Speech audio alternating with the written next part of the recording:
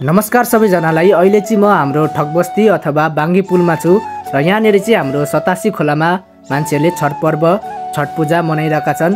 अनि यहाँनिर चाहिँ एकदमै सीमित रूपमा घरहरू छन् अनि धेरै मान्छेहरू पनि छैनन् यहाँनिर।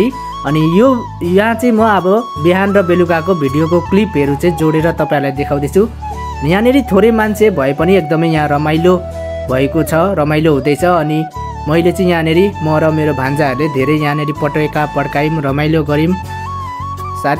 अनि त्यसपछि हामीहरू चाहिँ म र भिनाजु लाग्यौँ शिवगञ्जमा।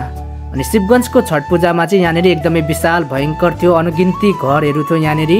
अनि यहाँनिर चाहिँ हिजो राति एकदमै यहाँ प्रोग्राम पनि भइरहेको थियो, प्रोग्राम भएको थियो, डान्स सिङ्गिङ खोइ के भएको थियो। म चाहिँ आएको थिइनँ। अनि यहाँनिर चाहिँ हाम्रो कन्काई नदीमा भने एकदमै विशाल पुल बनिरहेको छ, जुन चाहिँ आधी कम्प्लिट भइसकेको छ र आधी चाहिँ बाँकी छ। अनि यसपालि चाहिँ पुरा कम्प्लिट हुन्छ भन्ने मान्छेहरूले चाहिँ भनिरहेका छन्। अनि यहाँनिर चाहिँ अब वारी पनि र पारी पनि मान्छेहरूले छठ पर्व लिइरहेका थिए, पूजा गरिरहेका थिए। किनभने यो चाहिँ अब कन्काई नदी भयो, ठुलो एरिया पर्छ, त्यही भएर पारीको पारी नै पूजा गर्थे र वारीको वारी नै।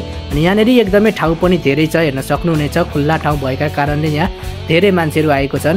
अनि यो चाहिँ हाम्रो दुर्गा मन्दिर, यो खोलाको बाहिर यिनीहरू दसैँमा मेला लाग्थ्यो। अनि यस्तै छ यसपालि छठको नजारा हाम्रो बाङ्गे पुल र शिवगञ्जमा।